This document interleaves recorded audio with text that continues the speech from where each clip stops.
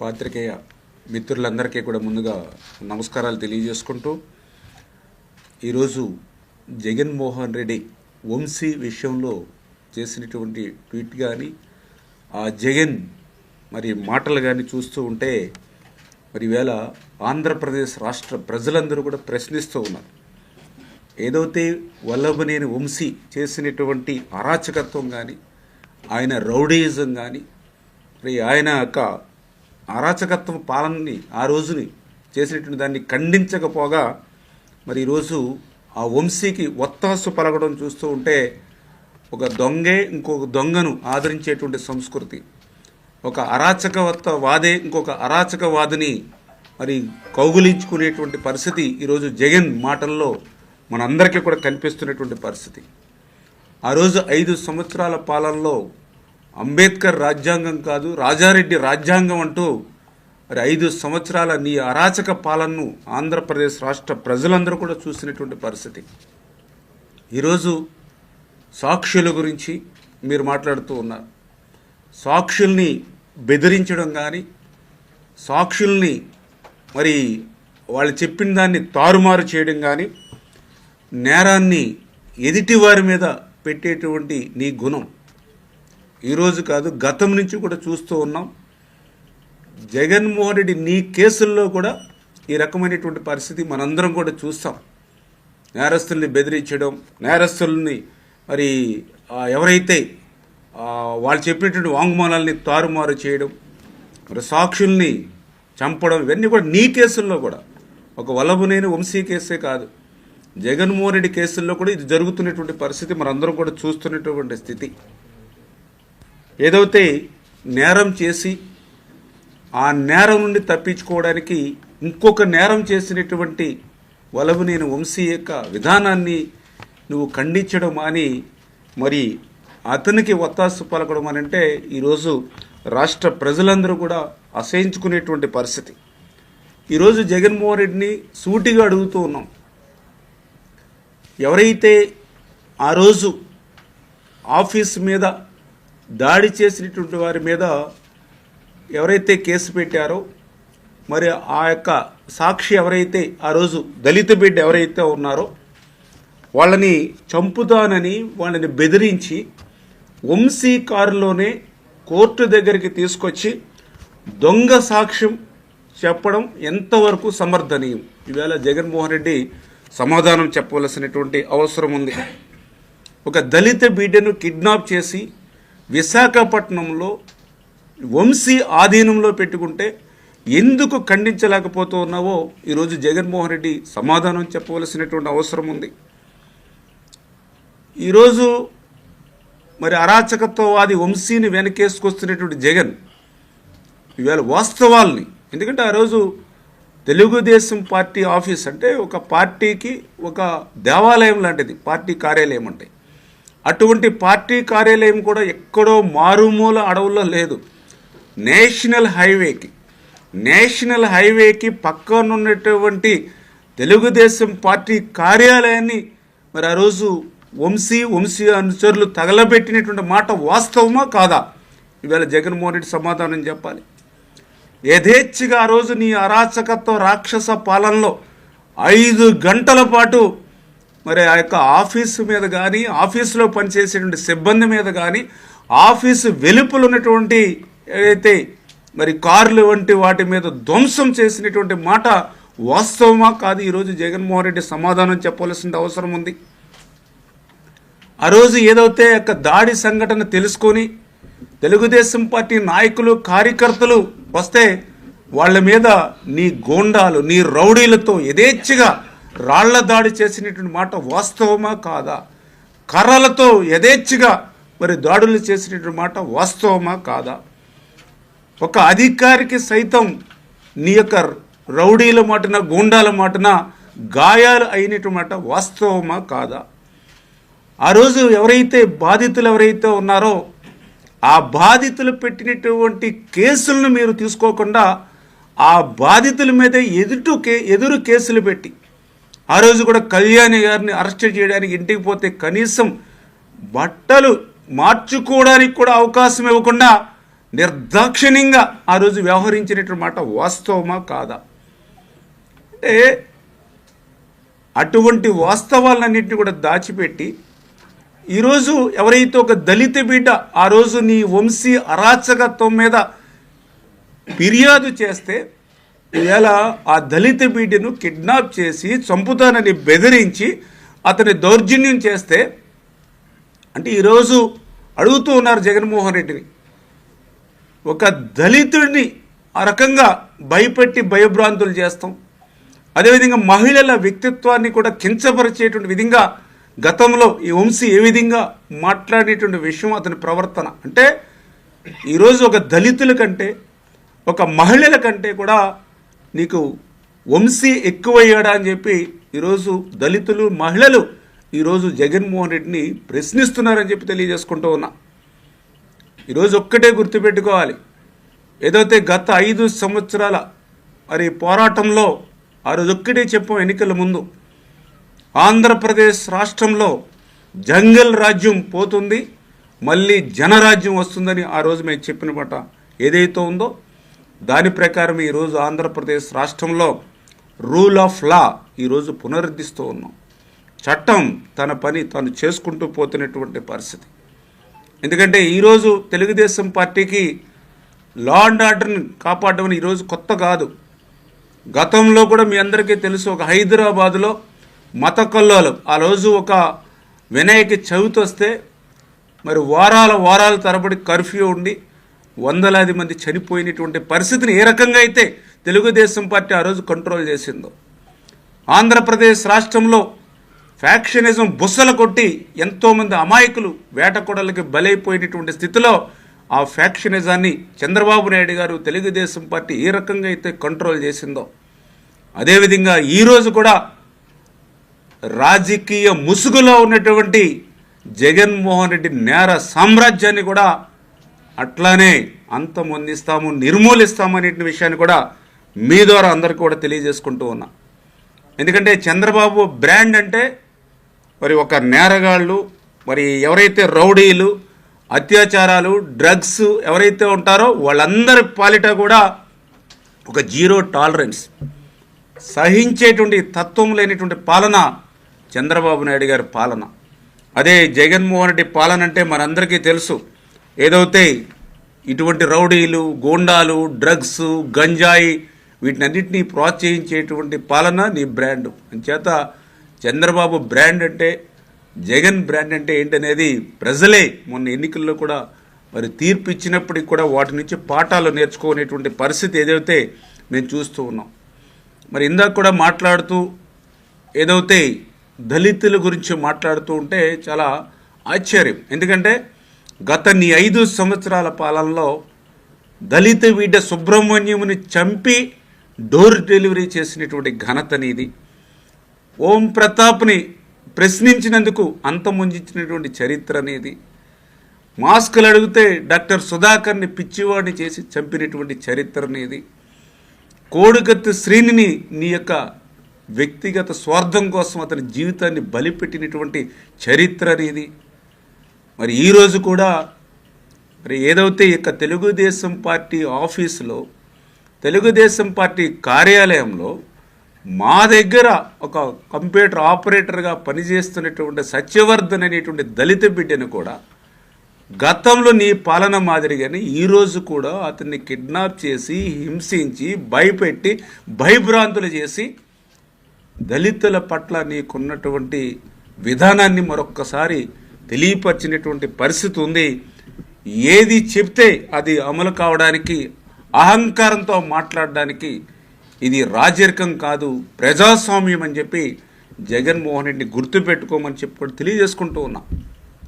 ఎందుకంటే నీ చరిత్ర, సొంత బాబాయిని సైతం చంపి మరి సాక్ష్యాలని తారుమేరు చేసినటువంటి పరిస్థితి కానీ, సొంత బాబాయిని చంపి ఎదుటి వారి మీద ఆ నేరాన్ని మోపేసేటువంటి నీ గుణం, ఇవన్నీ కూడా వెన్నతో పెట్టినటువంటి విద్య నీకు అనే విషయాన్ని ఈరోజు ఆంధ్రప్రదేశ్ రాష్ట్ర ప్రజలందరూ కూడా గమనించారని చెప్పి మీ ద్వారా కూడా తెలియజేసుకుంటూ, అందుకే మళ్ళీ చెప్తూ ఉన్నాం, చంద్రబాబు బ్రాండ్ అంటే మరి మత కల్లోలాను, ఫ్యాక్షనిస్టులను ఆ రోజు అందముందించడమే కాదు, ఈరోజు కూడా రాజకీయ ముసుగులో ఉన్నటువంటి నేరస్తులను, రౌడీలను, గూండాలను కూడా భరతం పెట్టేటువంటి బ్రాండు చేత ఖచ్చితంగా రేపు రాబోయేటువంటి రోజుల్లో కూడా మరి ప్రజాస్వామ్యాన్ని కాపాడేటువంటి విధంగా, చట్టాన్ని కాపాడేటువంటి విధంగా రూల్ ఆఫ్ లా అనేది ఆంధ్రప్రదేశ్ రాష్ట్రంలో నడుస్తుంది అనే విషయాన్ని సందర్భంగా తెలియజేసుకుంటూ ఆంధ్రప్రదేశ్ రాష్ట్ర ప్రజలు కూడా గమనించాలి.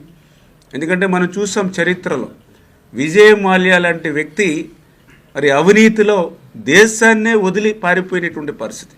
కానీ దురదృష్టం, ఆంధ్రప్రదేశ్ రాష్ట్రంలో లక్షల కోట్ల అవినీతి సొమ్ముని సంపాదించడమే కాకుండా ఆ సొమ్ముతో పార్టీ పెట్టి మరి ఇక్కడ రాష్ట్రంలో సర్వేలు అవుతున్నాడనంటే అటువంటి జగన్ నైజాన్ని మరి ప్రజలందరూ కూడా మరి గుర్తుపెట్టుకుని ముందుకెళ్ళవలసిన అవసరం ఉందని చెప్పి కూడా మీ ద్వారా తెలియజేస్తూ ఉన్నాం. నమస్కారం. మరి ఈరోజు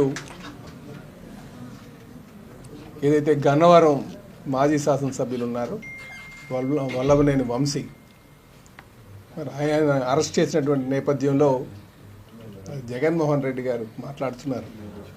ఈరోజు రెడ్ బుక్ రాజ్యాంగం నడుస్తుందని చెప్పేసి మేము ఒకటే చెప్తున్నాం.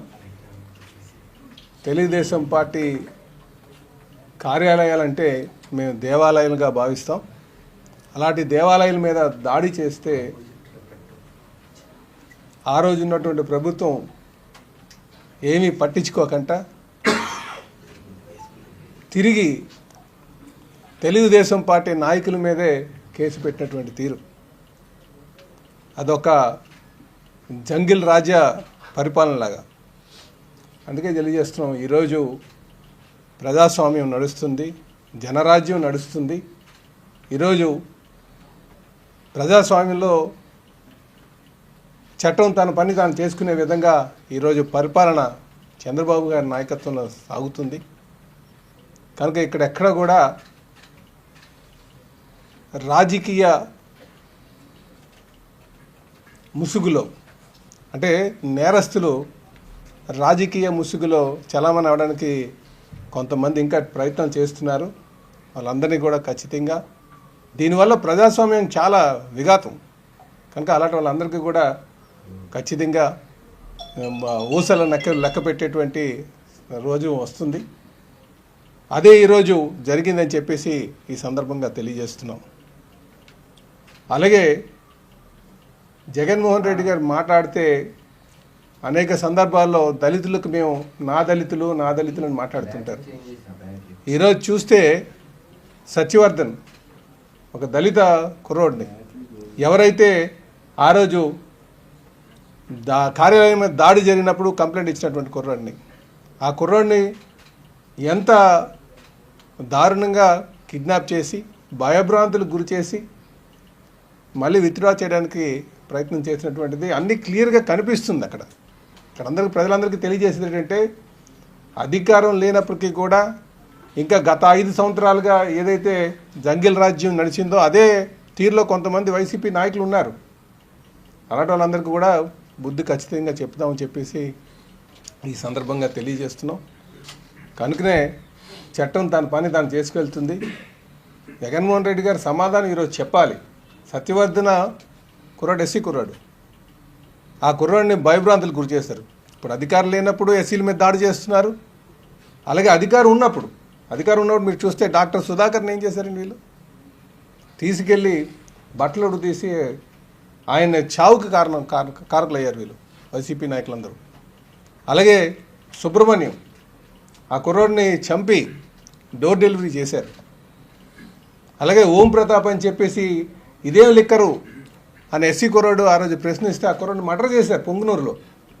దీనికి సమాధానం చెప్పానండి.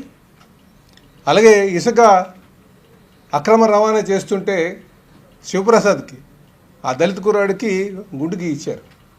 ఇవన్నీ కూడా ప్రజలు మర్చిపోయారు అనుకుంటున్నారేమో.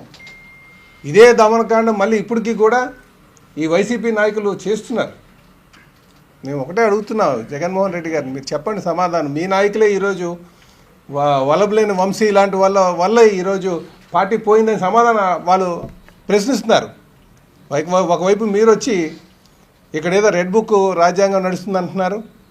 మరో పక్క మీ నాయకులే ఈరోజు ప్రెస్ మీట్లు పెట్టి ఇలాంటి వలవలేని వంశీలాటు వల్ల లేకపోతే వాళ్ళ గుడివాడ కొడాల నానిగారు అలాంటి వాళ్ళ వల్ల ఈరోజు ఈ పార్టీ పోయింది, వైసీపీ పార్టీ పోయిందని చెప్తున్నారు. దీనికి సమాధానం ఏం చెప్తారు? కనుక ఈరోజు ప్రజాస్వామ్యం నడుస్తుంది. ఈ ప్రజాస్వామ్యంలో ఇలాంటి గూండాలకి రౌడీలకి స్థానం లేదు. ఖచ్చితంగా చట్టం తన పని తీసుకెళ్తుంది.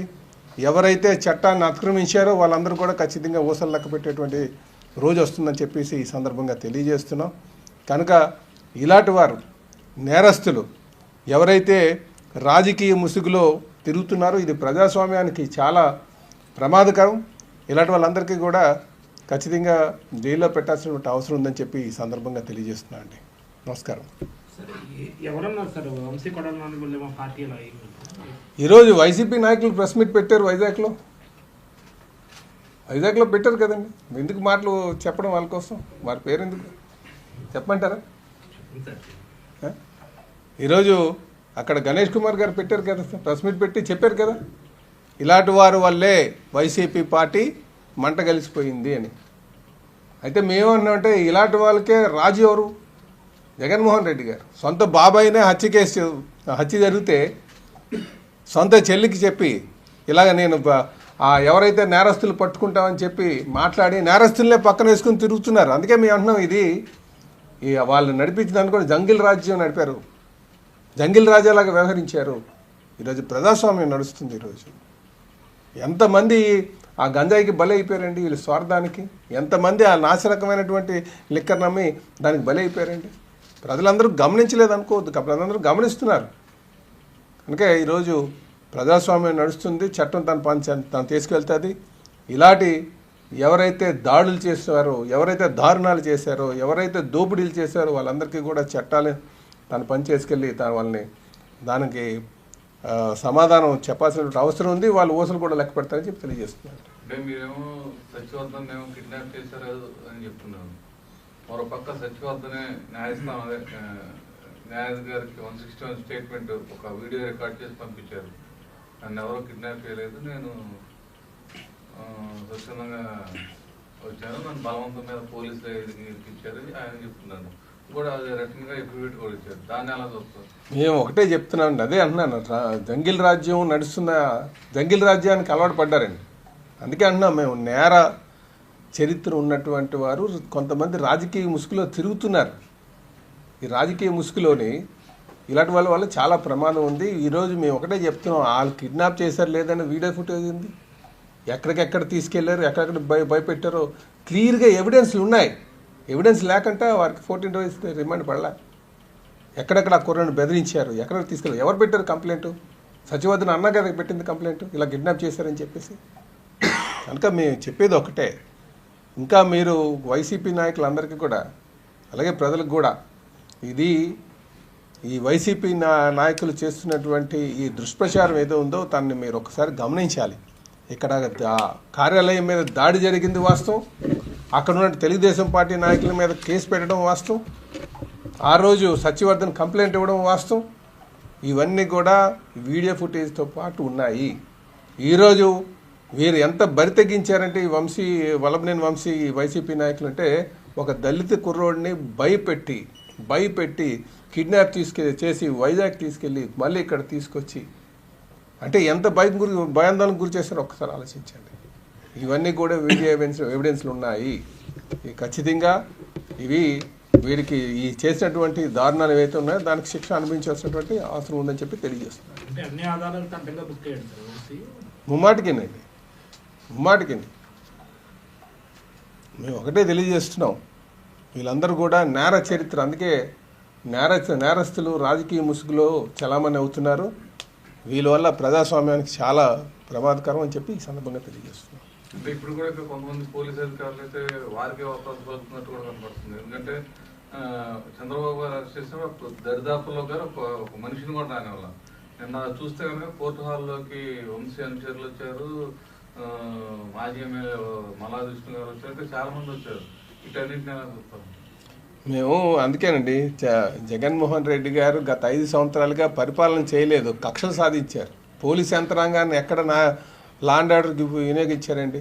కక్షలు సాధించడానికి, అరెస్ట్ చేయడానికి, వాళ్ళకి అనువుగా ఉన్నటువంటి వారిని, అనుకూలంగా ఉన్నటువంటి అధికారులను పెట్టుకొని విచ్చలవిడిగా ప్రవర్తించారు. కనుకనే ఒక అనుభవం ఉన్నటువంటి నాయకుడు చంద్రబాబు నాయుడు గారిని అరెస్ట్ చేసి మొత్తం 500 మందిని పోలీసుని పెట్టి మొత్తం లాండ్ ఆర్డర్ని గాలికి విడిచిపెట్టి కేవలం ప్రతిపక్ష నేతలను అరెస్టులు చేయడానికే, దాడులు చేయడానికే గత 5 సంవత్సరాలుగా పోలీస్ యంత్రాంగాన్ని వినియోగించారు. అందుకే ప్రజలు బుద్ధి చెప్పి ఆయన ఇంటికి పంపించారు. దానితోడు మొన్న ఆయన అంటున్నారు, వచ్చి మళ్ళీ అధికారంకి వస్తాం, తెలుగుదేశాన్ని బంగాళాఖాతంలో కలిపేస్తానని. నేను ఈ సందర్భంగా తెలియజేస్తున్నాను, అటు ఇచ్చాపురం నుంచి ఇక్కడ తడా వరకును ఒక్కసారి చూడండి ఎవరు బంగాళాఖాతంలో ఉన్నారు. ప్రజలు ఆల్రెడీ కలిపేశారు. బంగాళాఖాతంలో మునిగి తేలుతున్న వ్యక్తి మాట్లాడుతున్న మాటలు ఏం చెప్తాం?